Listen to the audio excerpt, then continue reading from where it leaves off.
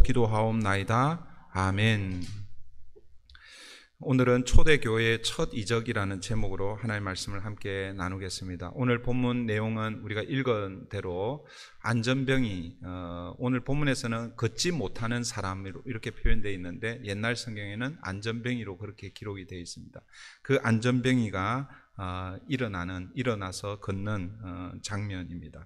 사도행전 4장 22절에 보면, 그러니까 오늘 본문의 이 치유 사건을 경험한 이 사건이 이제 사도행전 4장에 가면 다시 한 번 더 언급이 되는데, 이 사람이 나이가 40세 정도라고 이렇게 소개가 되고 있습니다. 그러니까 이 사람은 나면서부터 걷지 못했기 때문에 40여 년 동안 걷지 못한 상태로 있었다라고 볼 수가 있습니다. 이 사람을 우리가 한번 좀 생각을 해보면, 여러분, 보통의 사람인 경우에는 태어나면 한 10개월은 너무 빠른가요? 한 돌 지날 때쯤부터 걷기 시작하잖아요, 그죠? 그때부터 걷기 시작하고, 물론 뭐 온전하게 걷는 건 아니지만 그때부터 걷기 시작하면서 사실은 이제 평생을 걸으면서 삽니다. 그리고 자기에게 주어진 일을 하고 그게 일상이죠. 그러나 이 사람은 평생을 앉아 지냈다라고 이렇게 오늘 본문이 우리에게 말씀하고 있죠. 그래서 어떻게 보면 한 번도 그러니까 서서 걸어본 적이 없기 때문에 이 사람에게 있어서는 앉아 지내는 것이 훨씬 더 편했을지 모릅니다. 그리고 그는 자기 손으로 먹고 사는 것이 아니라 오늘 본문에 의하면 성전 미문에 앉아서 구걸했다라고 그렇게 말씀하고 있습니다. 사람들의 도움을 받아서 살았다라는 것이죠. 스스로 일해서 먹고 사는 것이 아니라 처음부터 사람의 도움이 아니면은 살 수 없는 그런 사람이었습니다. 그런데 오늘 본문에 이 안전병이 걷지 못하던 이 사람 인생이 변화되는 그런 사건이 오늘 본문이죠. 어떻게 그의 인생이 변화되게 되었는가?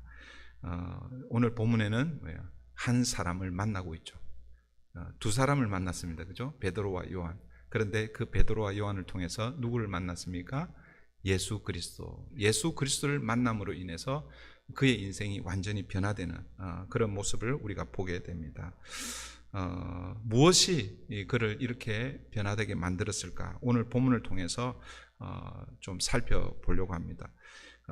첫 번째로 몇 가지 이 사람에게 일어난 이적, 기적, 이것이 오늘 본문에 몇 가지 우리 인생에게도 일어날 수 있는 그런 놀라운 변화의 그 포인트가 있습니다. 첫 번째는 오늘 본문에 등장하는 베드로와 요한, 이 사람들이 어떤 사람인가? 물론 우리가 사도행전 1장부터 쭉 살펴보고 있었기 때문에 우리가 이제 누군지는 알고 있죠, 그렇죠? 사실은 결정적으로는 오순절 성령 강림을 경험한 사람입니다. 다르게 표현하면 성령에 충만한 사람입니다. 이 사람을 만났기 때문에 오늘 이런 변화가 일어난다라고 이렇게 볼 수 있습니다. 그 중에서도 오늘 이 베드로와 요한을 통해서 하나님의 놀라운 이 기적의 역사가 일어나는데, 그 첫 번째 그 포인트가 무엇이냐면 이 베드로와 요한은 사실은 두 사람만 언급이 되고 있지만 사실은 초대교회의 모습을 상징적으로 보여준다라고 할 수 있습니다. 제가 오늘 아침에 설교를 어제 저녁까지 설교를 다 준비를 하고 나서 오늘 아침에 와가지고 급하게 설교를 다시 조금 수정을 했는데요.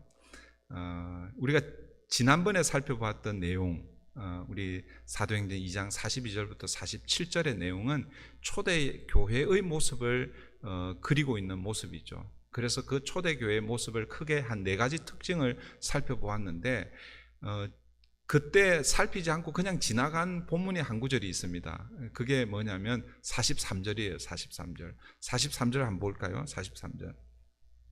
43절을 한번 보십시오. 2장 43절입니다. 사람마다 두려워하는데 사도들로 말미암아 기사와 표적이 많이 나타나니 그러니까 초대교회의 또 다른 특징 중에 하나는 뭐냐면 사도들에 의해서 많은 기적과 기사와 표적이 나타났다라는 것입니다. 초대교회의 수많은 이적과 기적들이 아마 이 제자들을 통해서 사도들을 통해서 나타났을 것입니다. 그러나 사도행전의 그 모든 행적이 다 기록되지는 않았을 거예요. 그 많은 기적들 중에서 누가는 그 많은 기적들 중에서 한 가지를 먼저 기록하고 있는데 그 기록이 오늘 본문에 나타나고 있는 이 안전병이가 일어나는 그 사건입니다. 그런데 그 사건을 오늘 본문은 사실은 한 사람에 국한된 것처럼 보이지만 어떻게 보면 나중에 결론에서 다시 말씀드리겠지만 오늘 세상에 예수를 만나지 못한 세상의 모습이 바로 이 안전병이의 모습이다. 영적 안전병이 나면서부터 죄와 사망의 권세 아래서 꼼짝달싹하지 못하는 그 모습이 바로 오늘 이 모습을 통해서 세상의 모습을 보여주고 있고, 그리고 베드로와 요한 두 사람이 아니라 사실은 사도들을 대표하고 또 뭐예요? 교회를 대표하고 영적 안전뱅이로 움직일 수 없는 이 세상을 향해서 그러면 교회는 무엇을 해줄 수 있는가라는 것을 오늘 본문이 우리에게 보여주고 있다라는 것입니다. 세상이 요구하는 것은 무엇입니까? 오늘 이 안전뱅이가 요구하는 것과 똑같은 것이죠. 4절에 보면 이 베드로와 요한을 향해서 뭔가 얻기를 바라고 이 베드로와 요한을 바라봅니다. 그런데 여러분, 베드로와 요한은 뭐라고 얘기합니까? 은과 금은 내게 없다라고 얘기합니다. 무슨 말입니까? 세상은 은과 금, 물질, 먹고 사는 문제, 그것을 교회를 향해서 요구합니다. 그러나 교회는 물론 교회가 이 땅에 존재하면서 그들의 필요를 채워주고 그들의 필요를 나눠주고 해야 되지만, 그러나 세상이 원하는 방식 혹은 세상이 원하는 것을 제공하고 채워주는 것이 교회의 존재 목적이 아니라라는 것이죠. 교회의 존재 목적은 그들에게 뭐예요? 복음을 나누어 주는 것입니다. 복음을 전하고 생명을 살려내는 것, 이것이 뭐예요? 교회가 해야 할 가장 중요하고도 본질적인 사명이라는 것이죠. 그 복음이 무엇입니까? 은과 금은 내게 없거니와, 은과 금이 아니라는 것이죠. 내게 있는 이것으로 내게 주노니 나사렛 예수 그리스도의 이름으로 일어나 걸어라. 여러분, 세상은 교회를 향해서 자신들의 필요를 달라라고 그렇게 요청하지만, 그러나 교회가 줄 수 있는 것은 그들이 원하는 것이 아니라 교회는 무엇을 주어야 한다라는 것입니까? 복음을 주어야 하는 것입니다.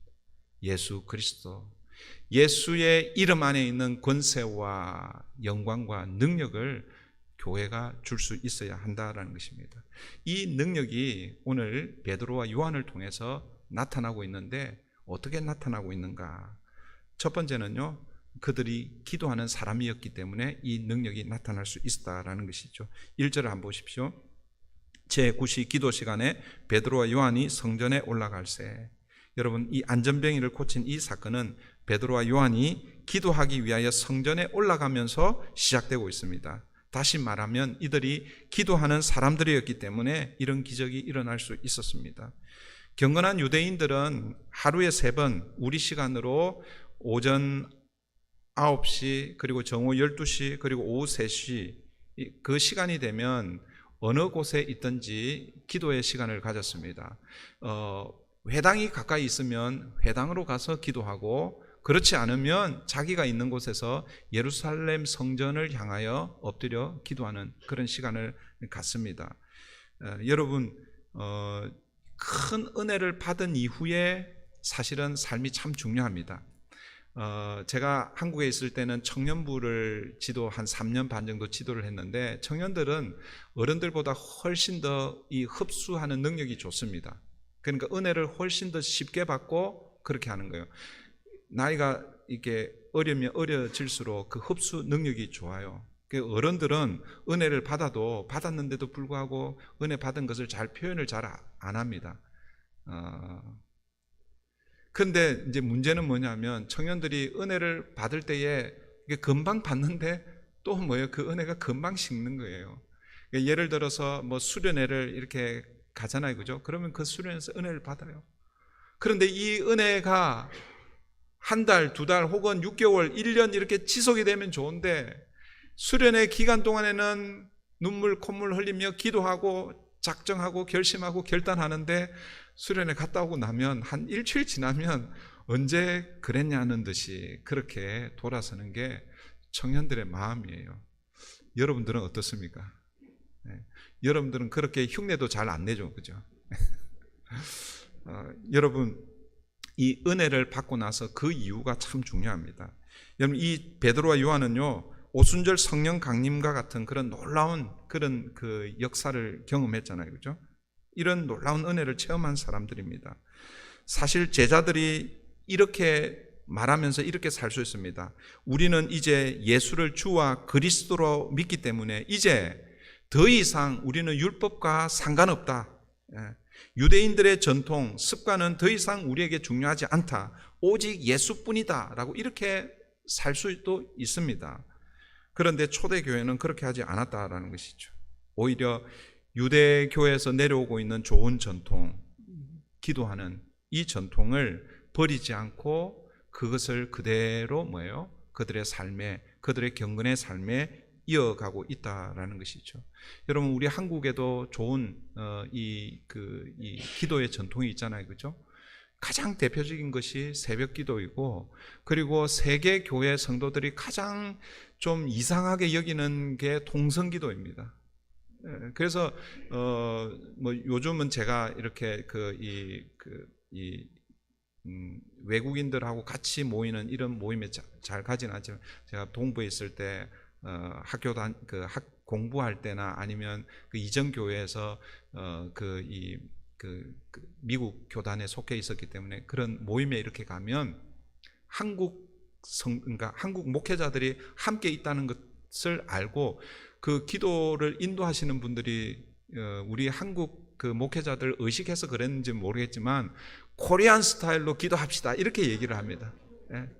그 기도를 인도하면서 코리안 스타일로 기도하자라는 게 뭐냐면 통성 기도하자라는 것이죠. 주여 삼창하고 그렇게 하자는 거예요. 근데 실제로 이 서방 기독교에서의 그러니까 찾아볼 수 없는 그런 기도의 이 독특한 모습이 우리 한국 교회에 있습니다. 그런데 이런 좋은 전통이 사실은 잘 개성이 되면 좋은데 뭐 코로나 탓하지 않아도 점점점 이런 기도의 전통이 약해져 가고 있고 또 어떻게 보면 약해지고 소멸되어 가고 있는 것을 사실은 보게 되는 거예요. 그런데 여러분 기억하십시다. 여러분 기도가 하나님의 능력의 통로입니다. 기도하는 사람들을 통해서 하나님의 능력이 나타난다라는 것을 여러분 기억하셔야 됩니다.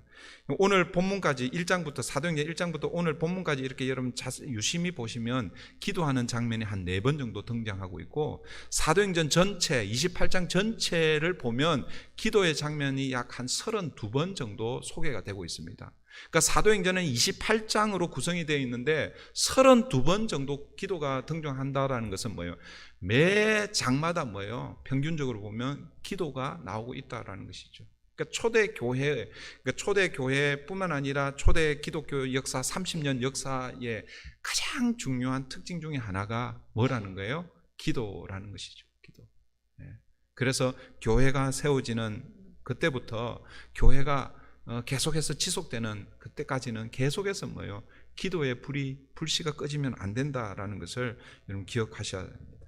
오늘 본문에 이 안전뱅이가 일어나는 그 기적은 기도하는 이 사람들, 기도로부터 일어나고 있다라는 것입니다. 두 번째 이들이 기적을 일으키게 한 것, 이 베드로와 요한의 이 기적은요, 그들의 관심이죠. 관심. 여러분, 자, 연결해서 보십시다. 여러분, 기도하는 것이 참 중요한데, 여러분, 기도만 하면 되는가? 그렇지 않다라는 거예요. 여러분, 기도하면 여러분들이 기도한 그 기도에 관심을 가지셔야 됩니다. 여러분 자녀들을 위해서 기도합니까? 그러면 기도만 하면 내 할 일 다 했다, 그것으로 끝이 아니잖아요, 그죠? 자녀를 위해서 기도했으면 그 자녀에게 관심을 가져야 하는 것이죠. 여러분 비즈니스를 위해서 기도했습니까? 그러면 그 비즈니스가 더 잘 될 수 있도록 여러분들이 관심을 가지고 그 일을 돌봐야 되는 것입니다. 제가 가끔씩 그런 얘기합니다. 한국의 학생들이 막 기도하고 그냥 좋은 대학 가기를 원하는데 기도하고 나서 공부 안 하면 그게 돼요, 안 돼요? 안 되는 거잖아요, 그렇죠? 기도, 내 공부 성적을 위해서 기도했다면 뭐예요? 내 기도에 관심을 가지고 어떻게 해야 합니까? 더 열심을 가지고 해야 되는 것이죠. 오늘 이 베드로와 요한은 그들의 기도와 함께 한 사람에게 관심을 갖고 있음을 볼 수 있습니다. 4절 보십시오. 베드로와 요한과 더불어 주목하여 이르되 우리를 보라 하니, 여기서 주목하여라는 이 말이 관심을 가졌다라는 이 말입니다. 여러분, 관심이 사람을 변화시킵니다. 물론 때로는 무관심해야 할 필요가 있죠, 그죠? 그러니까 무관심이라기보다는 관심을 조금 덜 주어야 할 필요가 있을 때도 있습니다. 그러나 관심을 덜 준다는 것도 뭐예요? 관심을 가지고 있는 것이죠. 너무 많은 관심 때문에 혹시 문제가 생길 것 같으면 뭐예요? 주의해서 뭐예요? 관심을 이렇게 하는 것이죠. 그런 차원에서 관심을 조금 덜 준다는 것은 관심을 안 둔다라는 게 아닙니다. 관심을 가지고 있기 때문에 조절하는 것이라고 볼 수 있겠죠. 여러분, 관심이 사람을 변화시킵니다. 제가 그 오래전에 본 영화가 있는데 그 영화 제목이 그 영어로 하면 What Women Want입니다.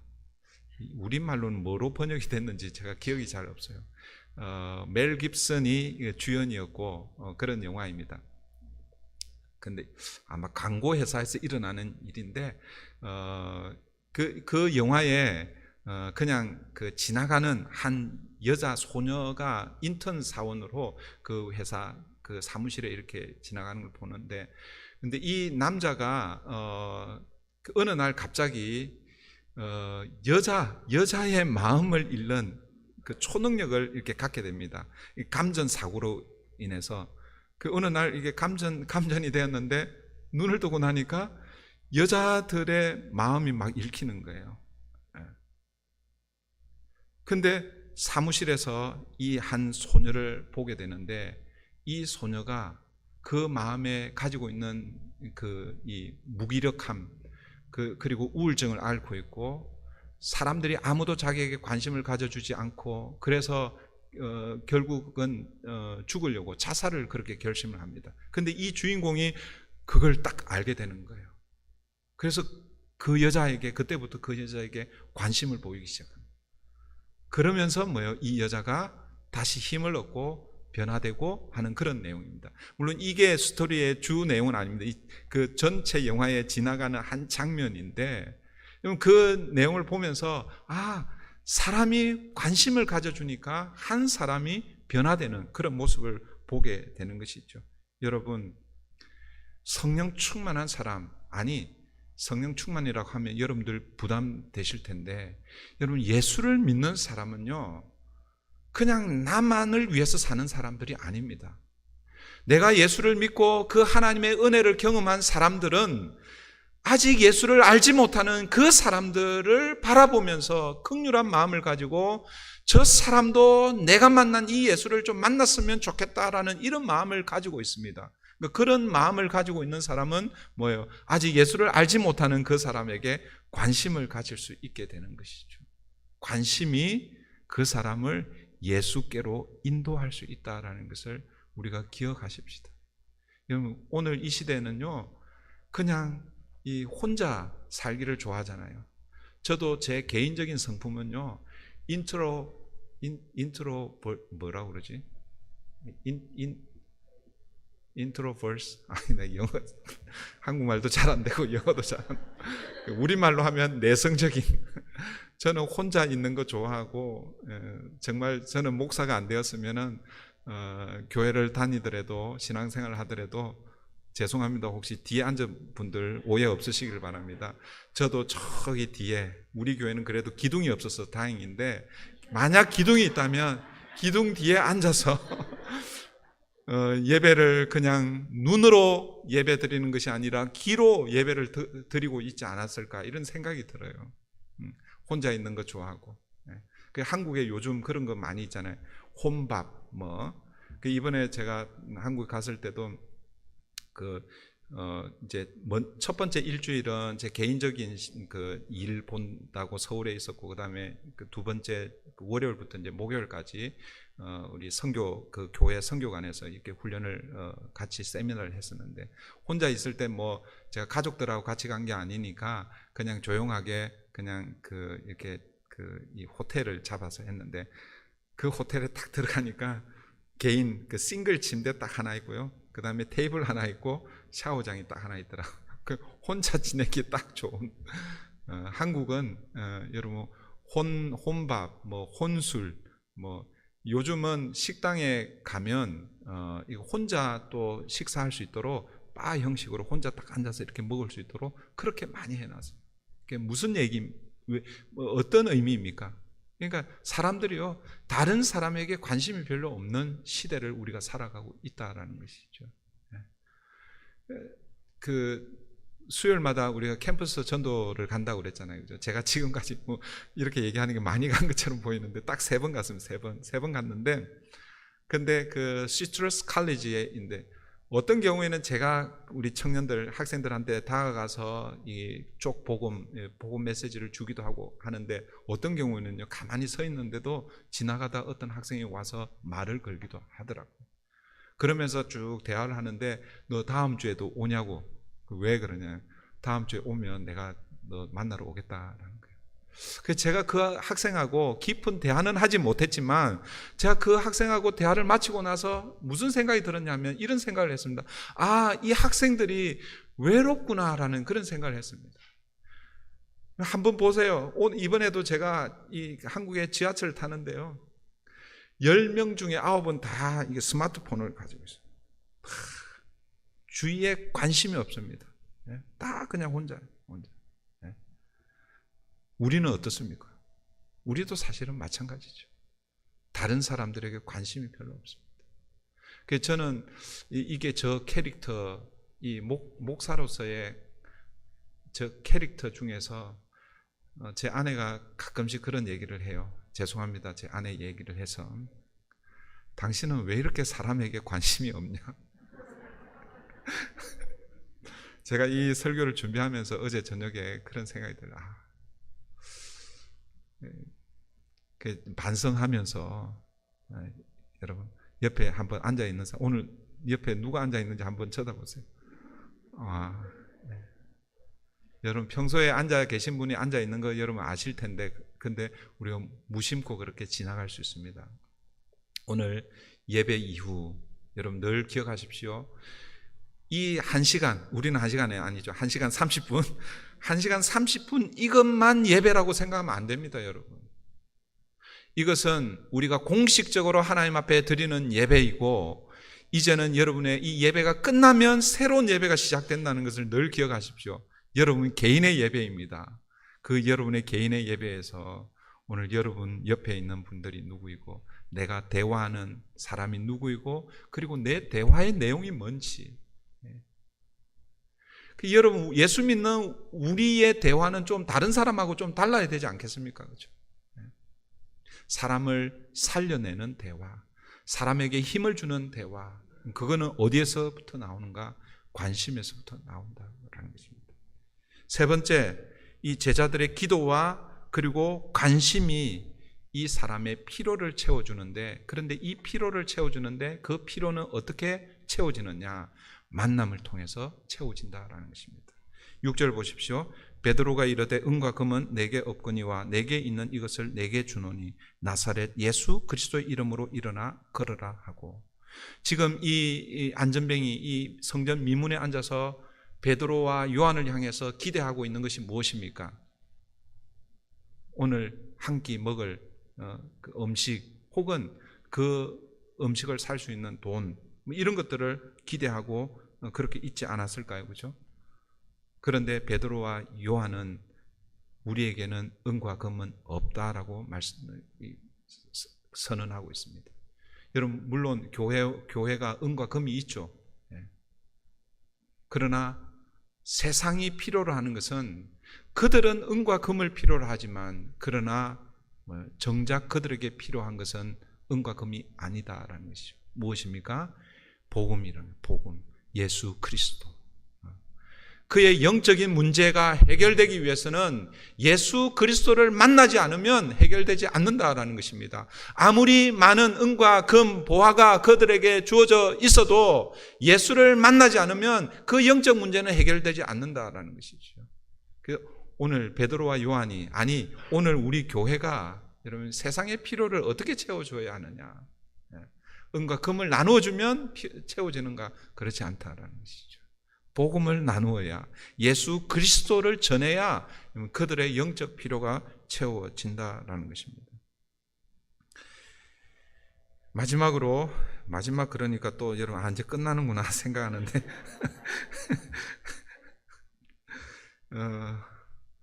마지막 기도와 관심과 만남, 이 영역에서 마지막은 뭐냐면 순종입니다. 순종. 무슨 얘기냐면 이 기적이 언제 일어나는가라는 것이죠. 베드로와 요한의 순종에 의해서 일어납니다. 순종할 때 여러분 기적이 일어난다라는 것이죠. 그러니까 복음을 선포해서 그치고 그 선포된 복음의 말씀에 행동하지 않으면, 순종하지 않으면 아무 일도 일어나지 않는다라는 것이죠. 오늘 이 거지, 이 안전뱅이 이 사람에게 지금 베드로와 요한이 복음을 선포했습니다. 은과 금은 내게 없다. 네가 원하는 것은 내게 없다. 그러나 너에게 없는 그것이 우리에게 있다. 예수 그리스도의 이름으로 일어나 걸어라 라고 복음을 선포했습니다. 그러나 획 하고 지나갔다면 이 사람에게 어떤 일이 일어났을까요? 아무 일도 일어나지 않았을 것입니다. 그런데 베드로와 요한은 복음을 선포하고 그리고 그 선포된 그 복음에 능력이 있음을 몸소 그들이 순종으로 보여주고 있다라는 것이죠. 7절, 8절 한번 보세요. 먼저 7절을 보시면 오른손을 잡아 일으키니, 오른손을 잡아, 예수의 이름에 능력이 있음을 여러분 이 사도 베드로와 요한은 믿고 알고 믿고 그것으로 그치는 것이 아니라 그 복음의 능력이 그 사람에게 reach out 할 수 있도록 그 사람의 오른손을 잡아 일으켜 주고 있습니다. 그러니까 어떤 일이 일어납니까? 발과 발목이 곧 힘을 얻고 뛰어서서 걸으며 그들과 함께 성전으로 들어가면서 걷기도 하고 뛰기도 하며 하나님을 찬송하니, 복음을 선포하고 그 말씀에 자신들이 그 믿음의 걸음을 한 걸음 내디딜 때에 여러분 역사가 일어났다라는 것이죠. 여러분 아무리 좋은 믿음을 가지고 있어도 그 믿음을 사용하지 않으면 소용이 없습니다. 믿음에는 행동이 따라야 하는 것입니다. 이 믿음의 행동이 바로 뭐라는 거예요? 순종이라는 거예요. 이제 말씀을 정리하겠습니다. 오늘 본문에 등장하는 이 한 사람, 나면서부터 걷지 못한 이 사람은 누구인가? 라는 것이죠.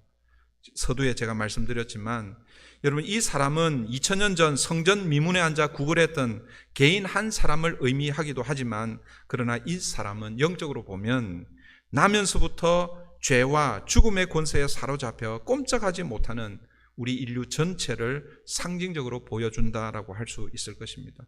그런 의미에서 오늘 본문의 이 사람은 2000년 전 성전 민문에 앉아 구걸하는 그냥 불쌍한 한 사람이 아니라 오늘도 예수를 알지 못하고 영적으로 죽어가는 수많은 사람들이라는 것을 우리가 기억해야 합니다. 교회가, 성도가 세상을 바라볼 때 이러한 시각으로 세상을 그리고 사람들을 바라보아야 한다라는 것이죠. 교회는 이 세상을 살아가는 사람들에게 떡이 필요한 줄 압니다. 은과 금이 필요한 줄 압니다. 우리에게도 그것이 필요하죠. 그러나 은과 금, 떡보다도 더 본질적이고 더 중요한 것이 있다는 것을 우리는 더 잘 알고 있습니다. 우리가 세상을 어떻게 섬겨야 합니까? 하나님이 교회를 이 땅에 주신 것은 우리 교회된 우리만 잘 먹고 잘 살고 우리끼리만 그렇게 행복하게 살라고 교회를 허락하신 것이 아닙니다. 이 교회를 주신 것은 뭐예요? 세상을 구원하라라고 주신 것이지요. 그러면 우리는 어떻게 해야 하는가? 무엇으로 세상을 구원해야 하는가? 무엇으로 세상을 섬겨야 하는가라는 거예요. 영적 안전뱅이 된 자들을 어떻게 도와주라라는 것입니까? 그들의 손을 붙잡아서 일으켜 세워주는 것이죠. 무엇으로요? 예수 그리스도의 이름으로. 그래서 교회가 하는 일은 세상이 원하는 방식으로 세상을 도와주는 것이 아니라 은과 금은 내게 없다.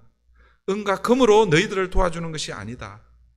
우리가 너희들에게 도와주는 것은 나사렛 예수의 이름이다.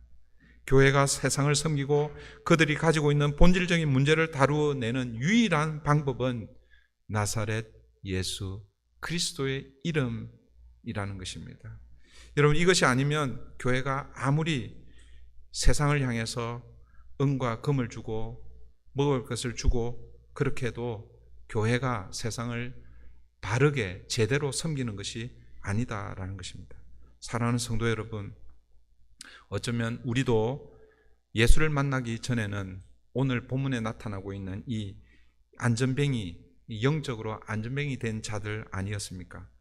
우리도 우리의 죄 때문에 다 죽어가는, 꼼짝달싹할 수 없는 그런 사람들이었습니다. 그저 세상의 것들을 바라보며 하루하루 살아가던 그런 존재들이었습니다. 그런데 어느 날 하나님의 은혜로 복음이 우리에게 다가온 것입니다. 그 복음이 우리를 눈뜨게 하고 일어서서 걷게 하고 걷는 것뿐만 아니라 성전으로 나아가 하나님을 찬양하고 예배한 것이죠. 여러분 한번 보세요. 성전 미문, 이 미문이라는 것은 예루살렘 성벽에 8개의 문이 있었어요. 8개의 문. 그런데 이 미문은 영어로 보면 beautiful gate입니다. 그러니까 아름다운 문입니다. 그러니까 왜 아름다운 문이라고 이렇게 이름이 붙여졌냐 하면, 물론 그 문 자체가 화려했을 수 있습니다. 그러나 이 예루살렘 성벽 문이 각기 역할이 있는데, 이 성전 미문은 그 문을 통과하면 바로 뭐가 연결되어 있냐면 성전이 연결되어 있는 거예요. 그러니까 성전으로 들어가는 문이 바로 성전 미문입니다. 이 안전뱅이는 40년 동안 성전에 한번 들어갔을까요? 못 들어갔을까요? 한 번도 못 들어가는 거죠. 왜냐하면 사실은 이 장애가 있는 사람은 하나님의 전으로 들어갈 수 없습니다. 그러니까 뭐예요? 평생 40년 동안 지금 어디에 앉아 있는 거예요? 바로 뒤에는 성전인데 그 성전에 들어가지 못하고 성전 문 밖에 앉아 있는 것이죠. 그런데 베드로와 요한을 통해서 누구를 만났습니까? 예수를 만났습니다. 예수를 만나고 나니까 이제는 어떻게 합니까? 성전 안으로 들어가서 하나님을 찬송하고 찬양했다는 것입니다. 오늘 저와 여러분이 예수를 만나기 전에는 세상의 것들을 바라보면서 살았던 자들 아닙니까? 그런데 그 예수의 이름의 권세로 말미암아 하나님의 은혜로 오늘 저와 여러분은 하나님의 임재의 자리인 교회로 모여 하나님을 예배하고 있습니다. 하나님 우리를 먼저 그렇게 부르신 이유는 이제 뭐예요? 우리의 시선을 교회 밖, 성전 밖으로 돌리게 하기 위함입니다. 지금도 성전 민문 밖에서 세상의 것들을 추구하며 사는 영적 안전뱅이 된 자들이 있다라는 것이죠. 그러면 우리는 그들을 어떻게 도울 것인가? 은과 금으로 도울 것입니까? 아니죠. 무엇으로 도와야 합니까? 예수 그리스도 복음으로 도와야 합니다. 여러분, 이 복음으로 돕기 위해서는 먼저 내 안에 예수가 있어야 하는 것이죠. 오늘 베드로와 요한이 은과 금은 내게 없거니와 이런 고백은 세상은 은과 금으로 살지만 그러나 우리는 은과 금으로 사는 사람들이 아닙니다. 이런 고백입니다. 여러분, 은과 금은 없다라는 것은 나는 재산이 하나도 없다라는 그런 의미가 아닙니다. 여러분, 우리도 은과 금이 다 필요하죠. 우리도 먹어야 되죠. 은과 금이 없다라는 이 말은 세상은 은과 금으로 살지만 우리는 은과 금이 아니다. 우리가 사는 삶의 방식은 예수 그리스도 복음으로 산다. 그 복음이 내게 있어야 뭐예요? 이 복음을 다른 사람들에게 나눠줄 수 있는 것이죠. 눈을 한번 감아보세요. 오늘 베드로의 고백을 다시 한번 기억하십시다. 은과 금은 내게 없거니와. 여러분에게 있는 그 은과 금을 예수 그리스도보다도 먼저 앞세우고 있지는 않습니까? 내게 있는 것으로 너에게 주노니, 여러분 예수 그리스도가 여러분에게 있습니까? 예수 그리스도가 내게 있지 않으면 우리가 아무리 세상을 섬기고 세상의 그 필요를 채워주려고 해도 여러분 할 수가 없습니다.